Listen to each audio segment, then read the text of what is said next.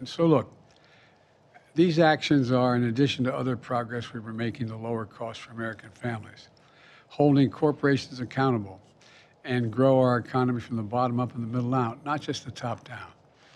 I signed a groundbreaking executive order on competition that is helping us do everything from lowering the cost of hearing aids to banning non-compete clauses. And in my State of the Union address, you may recall, I called for an end to junk fees. That is, those hidden surcharges that you'd see at hotels, concerts, and credit card bills that you didn't know about before you got the ticket. I continue to call on Congress to pass the Junk-Free Prevention Act, because that's what American consumers deserve. I'm going to close with this. We're making progress, but we have more to do to reverse decades of concentrated corporate power and the continuing to lower prices and increasing opportunities for families, workers, and small business owners and entrepreneurs. So let's finish the job. Remember who we are. As I've said many times, we're the United States of America. There's nothing beyond our capacity when we do it together. This is just about being fair. Just about being fair.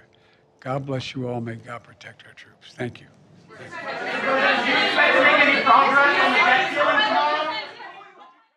They're in the room with me today, and their partnership, and their commitments that they're making. This is a serious responsibility.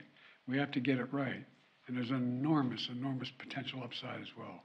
So I want to thank you all, and they're about to go down to a meeting, which I'll catch up with them later. So thank you. Mr. President, can you tell us about the hacking of cabinet officials by China and the threshold of concern you have about that, sir?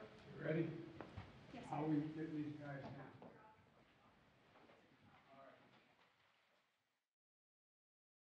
But I believe they should go further to ensure record corporate profits mean record contracts for the UAW. Let me say that again. Record corporate profits, which they have, should be shared by record contracts for the UAW. And just as we're building an economy of the future, we need labor agreements for the future. It's my hope that the parties can return to the negotiation table to forge a win-win agreement. To continue our active engagement, I'm dispatching 2 members of my team to Detroit, Acting Labor Secretary Julie Hsu and White House Senior Advisor Gene Sperling, both of whom have been involved up to now, to offer their full support for the parties in reaching a contract. The bottom line is that auto workers help create America's middle class. They deserve a contract that sustains them in the middle class.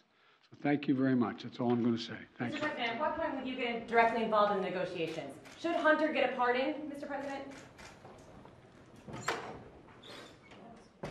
Mr. President! Mr. President! Are you going to talk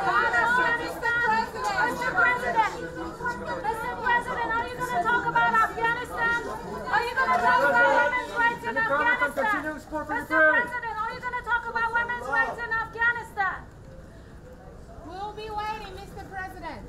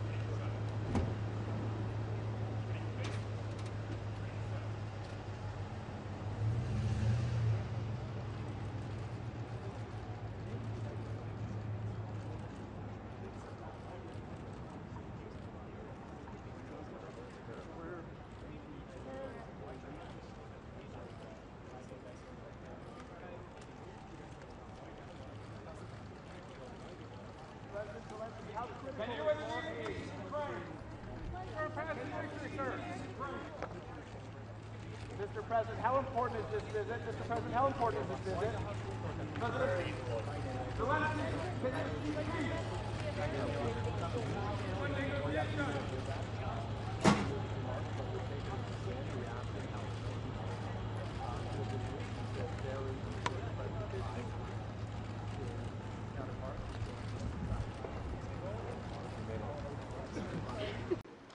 Let our deliberations set our compass on the same path as we recommit ourselves to achieving a truly resilient and prosperous Blue Pacific. With these remarks, I extend my heartfelt gratitude to each of you, my fellow leaders, and offer our sincere appreciation to you, Mr. President, for hosting this second summit of the US and Pacific. Kirana, thank you very much. God bless. Thank you very, very much, Prime Minister Brown. Thank you, Mr. President. We'll now just hold for a moment to give our colleagues from the press a chance to depart. Thank you. Okay, thank you, everybody. Thank you, everyone. Please.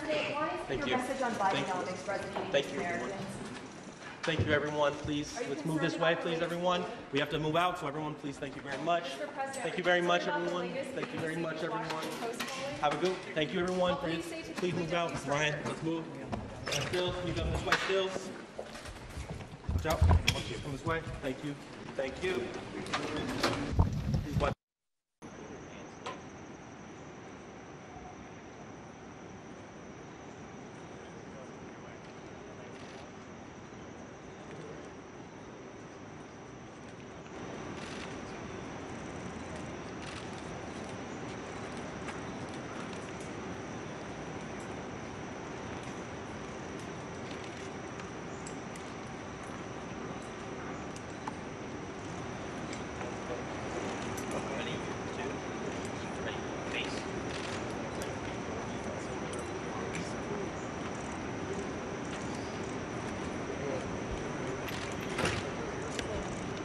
Mr. President, will the government shut down this weekend? What's your message to federal workers who might miss their paycheck? Millions of them. President Biden, your message to China as you stand next to these leaders today. Can you keep the Indo-Pacific free and open? Are you concerned about your polling, sir?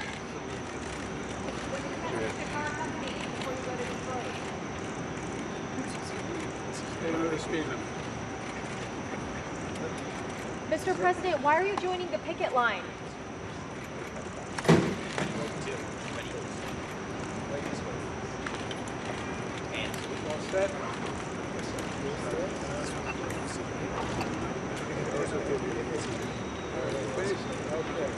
Thank you.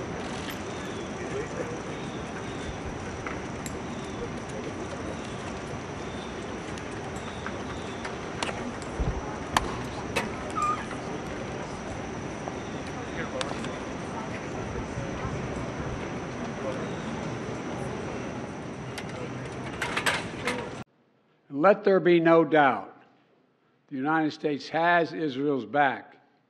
We will make sure the Jewish and democratic state of Israel can defend itself today, tomorrow, as we always have.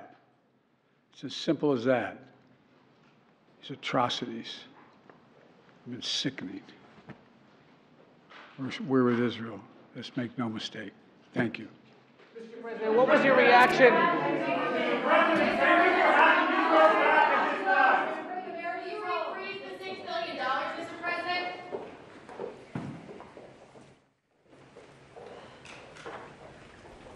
Thank you. This is what I wanted to say, as well as that we have a great relationship and you have an extraordinary president in the United States, a man with convictions, a good man.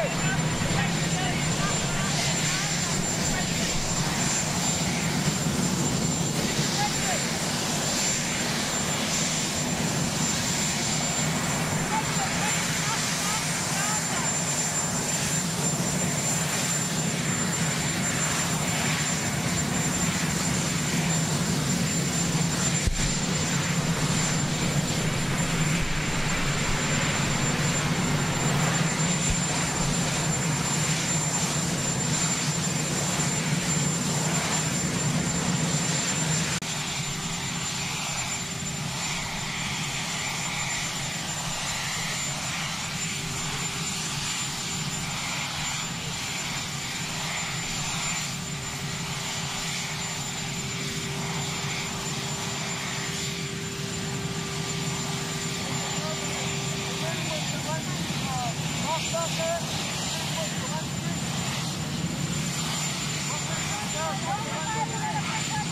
can we expect when we visit with Zelensky? Mr. President, so will you be able to reassure President Zelensky?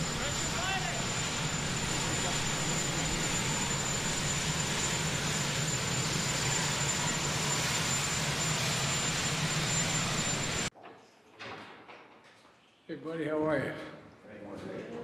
Good to see you. Please stay seated.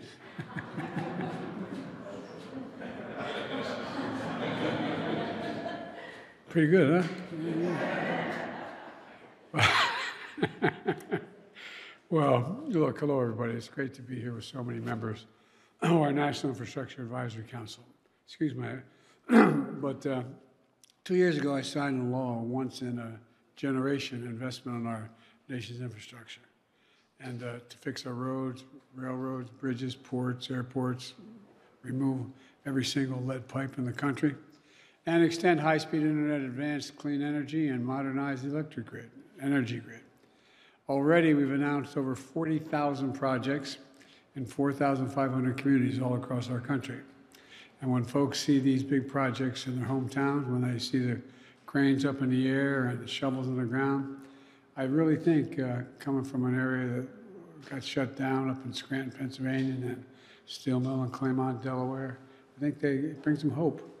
Brings them hope and pride. Brings pride back to communities that are left behind for much too long. And it brings a sense of security as well. That's why we're here today, to discuss how we can ensure that we invest in infrastructure that is secure, reliable, resilient for generations to come, no matter what. Because it's not just about building infrastructure. It's about building better infrastructure, stronger infrastructure.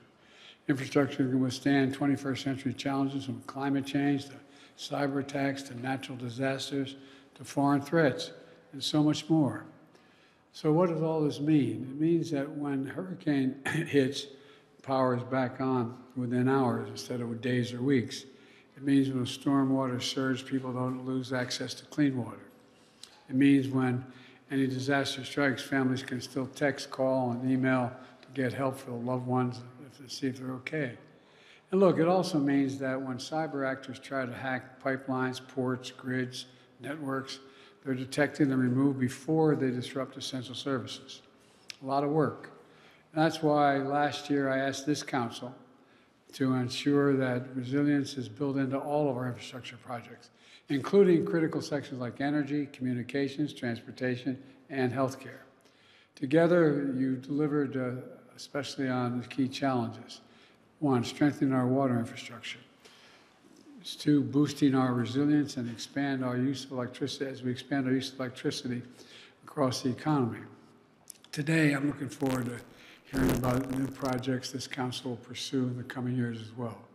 So thank you all for being here. I'm just going to ask the press to step out so we can begin our briefing. Thank you, thank you, thank you. Mr. President.